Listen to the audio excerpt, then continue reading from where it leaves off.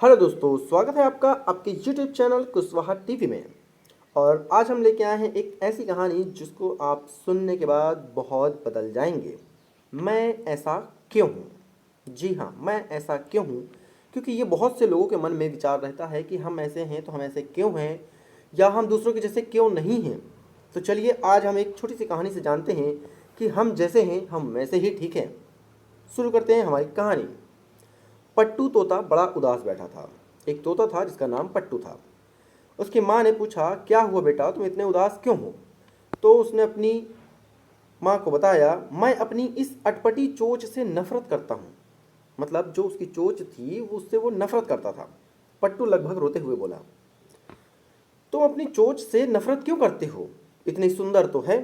माँ ने उसे समझाने की कोशिश की। नहीं, बाकी सभी पक्षियों की चोंच कहीं अच्छी है। बिरजू बाज को देखो, कालू कौवा को देखो, कल की कोयल को देखो, सभी की चोंच मुझसे अच्छी है। पर मैं ऐसा क्यों हूं? पट्टू उदास बैठ गया। माँ भी कुछ देर के लिए शांति में बैठ गई। उसे भी लगा कि शायद पट्टू सही कह रहा है। पट्टू को समझाए तो कैसे?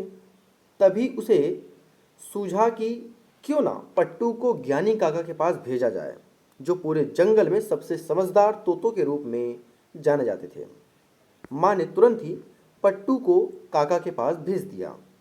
ज्ञानी काका जंगल के बीचों बीच एक पुराने पेड़ की शाखा पर रहते थे। पट्टू उनके समक्ष जाकर बैठ गया और पूछा, काका, मेरी एक समस्या है। बोलो मेरे प्यारे बच्चे, क्या दिक्कत है तुमको? काका ने कहा। पट्टू बोलने लगा, मुझे मेरी चोंच पसंद नहीं। ये कितनी अटपटी सी लगती है, बिल्कुल भी अच्छी नहीं लगती। वहीं मेरे दोस्त बिरजूबाज, कालू कौवा, कल की कोयल, सभी की चोंच कितनी सुंदर है मुझसे। काका बोले, सो तो है, उनकी चोंच तो अच्छी है।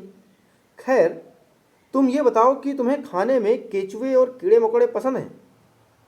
तुम्हें खाने में कीड़े और केचुए पसंद है? छी, ऐसी बेकार चीजें तो मैं कभी ना खाऊं। पट्टू ने झट से जवाब दे दिया। अच्छा खैर छोड़ो, क्या तुम्हें मछलियां खिलाई जाएं? काका ने पूछा। या फिर तुम्हें खरगोश और चूहे खिलाए जाएं? काका कह रहे हैं। या काका, कैसी बातें कर रहे हैं आप? मैं एक तोता हूं, मैं ये सब खाने के लिए नहीं बना हूं। पट्टू नाराज होते हुए कहा। बिल्कुल सही, काका बोले, यही तो मैं तुम्हें समझाना चाहता था। ईश्वर ने तुम्हें कुछ अलग तरीके से बनाया है। जो तुम पसंद करते हो वो तुम्हारे दोस्तों को पसंद नहीं आएगा, और जो तुम्हारे दोस्त पसंद करते हैं वे तुम्हें नहीं भाएगा। सोचो, अगर तुम्हारी चोंच जैसी है वैसी नहीं होती तो क्या तुम अपनी फेवरेट अखरोट खा पाते या नहीं? इसलिए अपना जीवन ये सोचने में न लगाओ कि दूसरों के पास क्या है क्या नहीं। बस ये जानो कि तुम जिन गुणों के साथ पैदा हुए हो उसका सर्वश्रेष्ठ उपयोग कैसे किया जाए और उसे अधिक से अधिक कैसे विकसित किया जाए। पट्टू काका की बात समझ चुका था।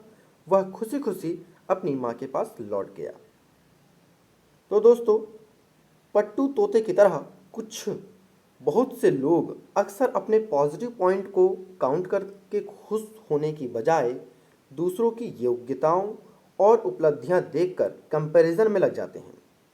फ्रेंड्स, दूसरों को देखकर कुछ सीखना और कुछ कर गुजरने के इंस्पिरेशन होना तो ठीक है, पर बगैर बेकार के कंपैरिजन कर किसी से ईर्ष्या करना हमें डिसपॉइंट ही करता है। हमें इस बात को समझना चाहिए कि हम अपने आप में यूनिक हैं, और हमारे पास जो एबिलिटी है और जो क्वालिटी है उन्हीं का प्रयोग करके हम अपने जीवन को सार्थक बना सकते हैं। इसलिए आज के बाद किसी से आप कंपैरिजन ना करें। हाँ, आप उनके अच्छे गुणों को एक्सेप्ट कर सकते हैं और आगे बढ़ सकते हैं, लेकिन अपने जो गुण हैं उसको किसी के साथ तुलना ना करें।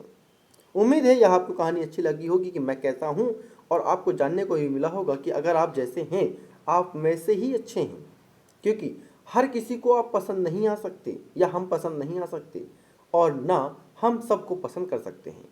इसलिए हम जैसे हैं हम अच्छे हैं, और हमारे अंदर, हम सभी के अंदर एक अलग क्वालिटी होती है, एक अलग यूनिक होता है। इसलिए अपने आप को जानें और अपने आप को अच्छा बनाने की कोशिश करें।